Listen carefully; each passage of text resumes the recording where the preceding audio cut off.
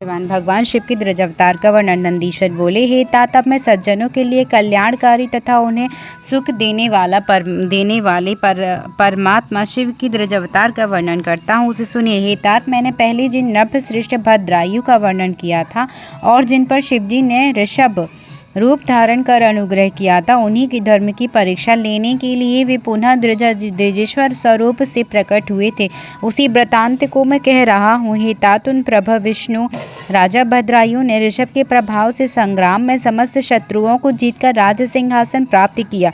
हे ब्राह्मण, राजा चंद्रांगद की सीमंतिनी नामक पत्नी से उत्पन्न सुंदरी पुत्री तथा परम साध्वी कीर्ति मालिनी उनकी पत्नी हुई। हे मुनि, किसी समय उन भद्रायु ने बसंत काल में अपनी पत्नी के साथ वन विहार करने के लिए घने वन में प्रवेश किया। इसके बाद वे राजा उस सुरम्य वन में शरणागतों का पालन करने वाली अपनी प्रिया के साथ विहार करने लगे। तब उनकी धर्म की दृढ़ता की परीक्षा के लिए पार्वती सहित भगवान शिव ने वहीं पर एक लीला की। शिवजी और पार्वती जी द्विज दंपति बनकर तथा अपनी लीला से एक माया में व्याघ्र को बनाकर उस वन में प्रकट हुए। वे दोनों द्विज दंपति जहाँ राजा विहार कर रहे थे, वहीं से थोड़ी दूर पर व्याघ्र द्वारा पीछा किए जाने पर भय से व्याकुल होकर रोते चिल्लाते हुए राजा के समीप पहुंचे। शरणागत वत्सल एवं क्षत्रियों में श्रेष्ठ उन राजा भद्रायु ने व्याघ्र से आक्रांत होकर हे तात चिल्लाते हुए उन दोनों को देखा। हे मुनि श्रेष्ठ, अपनी माया से द्विजदंपति बने हुए उन दोनों ने भय से व्याकुल होकर महाराज भद्रायु से इस प्रकार कहा। द्विजदंपति बोले, हे महाराज धर्मसिद्धम, हम दोनों की रक्षा कीजिए। हे धर्मवित्तम, हम दोनों की रक्षा कीजिए। हे महाप्रभु, हम दोनों के खाने के लिए व्याघ्र आ रहा है। हे धर्मज्ञ, यह हिंसक काल सदृश तथा सभी प्राणियों के लिए भयंकर व्याघ्र आकर जब तक हम दोनों को खा न ले, उससे पहले ही आप इस व्याघ्र से हम लोगों को बचा लीजिए। नंदीश्वर बताते हैं कि उन महावीर राजा ने उन दोनों का करुण क्रंदन सुनकर ज्यों ही अत्यंत शीघ्रता पूर्वक धनुष धारण किया। इतने में ही अति मायावी उस व्याघ्र ने बड़ी शीघ्रता के साथ पहुंचकर उस द्विज श्रेष्ठ की स्त्री को पकड़ लिया और हे नाथ, हा कांत, हा शंभो, हा जगत गुरु, इस प्रकार कहकर रोती हुई उस स्त्री को भयंकर व्याघ्र ने ग्रास बना लिया। जब तक राजा ने अपने तीक्ष्ण भालों से व्याघ्र पर प्रहार किया, किंतु उसे उन भालों से किसी प्रकार की व्यथा नहीं हुई। जैसे वृष्टि धाराओं से पर्वतराज पर कोई प्रभाव नहीं पड़ता है, राजा के द्वारा प्रत्यक्ष आघात किए जाने पर भी व्याघ्र व्यथा सहित उस महाबलवान व्याघ्र बल पूर्वक उस स्त्री को लेकर बड़ी शीघ्रता के साथ वहां से भाग गया। इस प्रकार बाघ के द्वारा अपहृत अपनी स्त्री को देखकर ब्राह्मण अत्यंत विस्मित हो गया। लौकिक गति का आश्रय लेकर बारंबार रोने लगा। फिर देर तक रोने के बाद अभिमान नष्ट करने वाले तथा माया से विप्र रूप धारण करने वाले उन परमेश्वर ने राजा भद्रायु से कहा। द्विजेश्वर बोले, हे राजन, इस प्रकार तुम्हारे महान अस्त्र कहाँ है? रक्षा करने वाला तुम्हारा महाधनुष कहाँ है? और 12,000 हाथियों का तुम्हारा बल कहाँ है? तुम्हारे शंख और खड्ग से क्या लाभ? तुम्हारी समंत्रक अस्त्र विद्या से क्या लाभ? तुम्हारे सत्व से क्या लाभ? और तुम्हारी महान अस्त्रों के उत्कृष्ट और अतिशय प्रभाव से क्या लाभ? अन्य जो कुछ भी तुम में है वह सब कुछ निष्फल हो गया, क्योंकि तुम वन में रहने वाले जंतुओं के आक्रमण को भी रोकने में सक्षम नहीं हो। प्रजाजनों को क्षीण होने से बचाना क्षत्रिय का तो परम धर्म है। उस कुल धर्म के नष्ट हो जाने पर तुम्हारे जीवित रहने से क्या लाभ है? धर्मज्ञ राजा अपने प्राणों तथा धन से अपनी शरण में आई हुई दीन दुखों की रक्षा करते हैं। यदि वे ऐसा नहीं करते तो मृतक के समान हैं। पीड़ितों की रक्षा करने में असमर्थ राजाओं के लिए जीवित रहने की अपेक्षा मर जाना ही श्रेयस्कर है। दान से हीन धनी लोगों के लिए ग्रस्त होने की अपेक्षा भिखारी होना कहीं अधिक श्रेष्ठ है।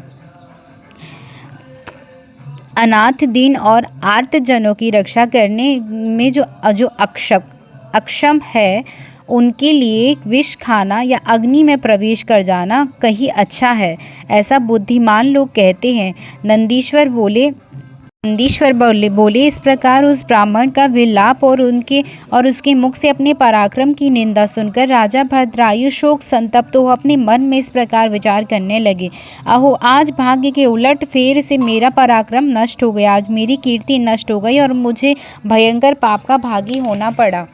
मुझ अभागी तथा दुर्बुद्धि का कुलोचित धर्म नष्ट हो गया। निश्चय ही इस प्रकार के पाप के कारण मेरी संपत्तियों, राज्य और आयु का भी नाश हो जाएगा। अपनी पत्नी के मर जाने से शोक संतप्त इस ब्राह्मण में आज अति प्रिय प्राणों को देखकर शोक रहित करूँगा। इस प्रकार नृपश्रेष्ठ भद्रायु ने अपनी मन में निश्चय कर उस ब्राह्मण के चरणों में गिरकर उसे संतावना देते हुए कहा। भद्रायु बोले, हे ब्रह्मन, ये महाप्राज्ञ मुझ नष्ट तेज वाले क्षत्रियाधम पर कृपा करके अपने शोक का त्याग कीजिए। मैं आज आपका अभिष्ट पूरा करूँगा। यह राज्य, यह रानी और मेरा यह शरीर सब कुछ आपके अधीन है। इसके अतिरिक्त आप और क्या चाहते हैं? ब्राह्मण बोले, हे राजन, अंधे को दर्पण से क्या लाभ, भिक्षा से जीवन निर्वाह करने वाले की घर की आवश्यकता, मूर्खता को पुस्तक से क्या लाभ और मूर्ख को पुस्तक से क्या लाभ और स्त्री विहीन पुरुष को धन से क्या प्रयोजन।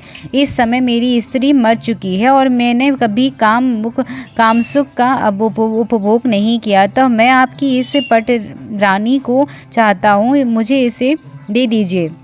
भद्रायु बोले, हे ब्राह्मण, पूरी पृथ्वी के धन का और राज्य का, हाथी घोड़े तथा अपने शरीर का भी दाता जो हुआ जा सकता है, किंतु अपनी स्त्री का दान करने वाला तो कहीं भी नहीं होता। दूसरी की स्त्री के साथ समागम करने से जो पाप अर्जित किया जाता है, उसे सैकड़ों प्रायश्चितों से भी दूर नहीं किया जा सकता। ब्राह्मण बोले, मुझे घोर ब्रह्म हत्या तथा मद्य पीने का महापाप ही क्यों न लगे, मैं उसे तपस्या से नष्ट कर दूंगा। फिर परस्त्री गमन कितना भी बड़ा पाप हो, कितना बड़ा पाप है, अतः आप मुझे अपनी यह स्त्री प्रदान कीजिए। मैं दूसरा कुछ नहीं चाहता, अन्यथा भयभीतों की रक्षा करने में असमर्थ होने के कारण आपको निश्चित रूप से नरक की प्राप्ति होगी। नंदीश्वर बोले, ब्राह्मण की इस बात से भयभीत राजा विचार करने में लगा कि भयभीत की रक्षा ना कर सकना महान पाप है, उसकी अपेक्षा स्त्री को दे देना ही श्रेयस्कर है। अतः श्रेष्ठ ब्राह्मण को अपनी स्त्री प्रदान कर पाप से मुक्त होकर शीघ्र ही अग्नि में प्रवेश कर जाऊंगा। ऐसा करने से मेरी कीर्ति भी बढ़ेगी। मन में ऐसा विचार कर राजा ने अग्नि प्रज्वलित करके उस ब्राह्मण को बुलाकर जल लेकर संकल्प के साथ अपनी पत्नी को दान कर दिया। इसके बाद स्वयं स्नान करके पवित्र हो देवेश्वरों को प्रणाम कर उस अग्नि की 3 बार प्रदक्षिणा करके समाहित चित्त हो उन्होंने शिवजी का ध्यान किया। तदंतर दृजेश्वर ने साक्षात शिव रूप से प्रकट होकर अपने चरणों में मन लगाकर प्रज्वलित अग्नि से गिरने का उद्यत हुए राजा को रोक दिया। 5 मुख वाले 3 नेत्र बोले, पिनाक की मस्तक पर चंद्रकला धारण करने वाले, लंबी पीली पीली जटाओं से युक्त, मध्यकालीन करोड़ों सूर्यों की भांति तेज वाले, मृडाल के समान शुभ्र वर्ण वाले, गज चर्म धारण किए हुए, गंगा की तरंगों से संचित शिरा प्रदेश वाले, कंठ में नागेंद्र हार रूप आभूषण धारण करने वाले, मुकुट करधनी बाजूबंद तथा कंकड़ धारण करने से उज्ज्वल प्रतीत होने वाले, त्रिशूल खड़ग खड़वांग कुठार चर्म मृग अभय मुद्रा और पिनाक नामक धनुष से युक्त 8 हाथों वाले, बैल पर बैठे हुए और कंठ में विष की कलीमा से सुशोभित उन शिवजी को राजा ने अपने सामने प्रकट हुआ देखा। तब आकाश मंडल में शीघ्र ही दिव्य पुष्प वृष्टि होने लगी, देवताओं की दुदुम्बियां बजने लगी और अप्सराएं नाचने लगी और गाने लगी। ब्रह्मा विष्णु इंद्रादि देवता, नारद आदि महर्षि और मुनिगण भी स्तुति करते हुए वहां पहुंचे। उस समय भक्ति से विनम्र हो हाथ जोड़े हुए राजा को देखते ही देखते भक्ति को बढ़ाने वाली महान उत्सव होने लगा। भगवान सदाशिव के दर्शन मात्र से राजा का अंतःकरण प्रसन्नता से खिल उठा। अश्रुपात से सारा शरीर आर्त हो गया, शरीर रोमांचित हो गया। तब वे हाथ जोड़े गदगद वाणी से शिवजी की स्तुति कर इसके बाद राजा के द्वारा स्तुति किए जाने पर पार्वती के साथ प्रसन्न हुए दयानिधि भगवान महेश्वर ने उनसे कहा, हे राजन, मैं आपकी भक्ति से अत्यंत प्रसन्न हो गया हूँ और आपके धर्म पालन से तो और भी प्रसन्न हुआ हूँ। अब आप अपनी पत्नी सहित वर मांगिए, मैं उसे दूंगा, इसमें संशय नहीं है। मैं आपके भक्ति भाव की परीक्षा के लिए ही ब्राह्मण वेश धारण करके आया था और व्याघ्र ने जिसे पकड़ लिया था वो साक्षात देवी पार्वती थी। तुम्हारे बाणों से आहत न होने वाला जो व्याघ्र था वह माया से बनाया गया था और मैंने आपकी धैर्य की परीक्षा के लिए आपकी स्त्री को मांगा था। नंदीश्वर बोले, प्रभु का यह वचन सुनकर उन्हें पुनः प्रणाम कर तथा उनकी स्तुति करके विनम्र होकर वे राजा भद्रायु स्वामी शिव से कहने लगे। भद्रायु बोले, हे नाथ, मेरा एक ही वर है कि जो कि आप परमेश्वर ने संसारिक ताप से संतप्त मुझको प्रत्यक्ष दर्शन दिया है। हे नाथ, हे प्रभु, फिर भी यदि आप अपनी कृपा से वर देना चाहते हैं तो मैं वरदाताओं में श्रेष्ठ आपसे यही परम वर मांगता हूँ कि हे महेश्वर, हे नाथ, माता के साथ मेरे पिता वज्रबाहु तथा स्त्री के सहित मैं आपके चरणों का सदा सेवक बना रहूं। और हे महेशान, जो पद्माकर नामक वह वैश्य था तथा सनय नामक उसका पुत्र है, इन सबको सदा आपकी पार्श्ववर्ती बनाए। नंदीश्वर बोले, तदंतर उस राजा की कीर्ति मालिनी नामक पत्नी भी आनंदित होकर अपनी भक्ति से शिवजी को प्रसन्न कर उत्तम वरदान मांगने लगी। रानी बोली, हे महादेव, मेरे पिता चंद्रानंद और मेरी माता सीमंतिनी, इन दोनों के लिए प्रसन्नता पूर्वक आपके समीप निवास की याचना करती हूँ। नंदीश्वर बोले, भक्तिवत्सल पार्वती पति प्रसन्न होकर उन दोनों से ऐसा ही हो, इस प्रकार कहकर उन्हें इच्छित वर देकर क्षण भर में अंतर्धान हो गए। भद्रायु ने प्रीतिपूर्वक शिवजी की कृपा प्राप्त कर अपनी पत्नी कीर्ति मालिनी के साथ अनेक विषयों का भोग किया। इस प्रकार अव्याहत पराक्रम वाले राजा 10,000 वर्ष पर्यंत राज्य करके पुत्र को राज्य का भार देकर शिवजी की सन्निधि में चले गए। और राजर्षि चंद्रांगद तथा उनकी रानी सीमंतिनी भक्ति से शिवजी का पूजन कर शिव पद को प्राप्त हुए। हे प्रभु सनत कुमार, इस प्रकार मैंने आपसे शिवजी के श्रेष्ठ द्रजवतार का वर्णन किया, जिससे राजा भद्रायु को परम सुख प्राप्त हुआ। पवित्र कीर्ति वाले द्रजेश संज्ञक शिव अवतार के इस परम पवित्र तथा अत्यंत अद्भुत चरित्र को पढ़ने तथा सुनने वाला शिव पद को प्राप्त होता है। जो एकाग्रचित होकर इसे प्रतिदिन सुनता अथवा सुनाता है, वह अपने धर्म से विचलित नहीं होता और परलोक में उत्तम गति को प्राप्त करता है। जय जय श्री श्री महापुराणे। हर हर महादेव, हर हर महादेव, हर हर महादेव।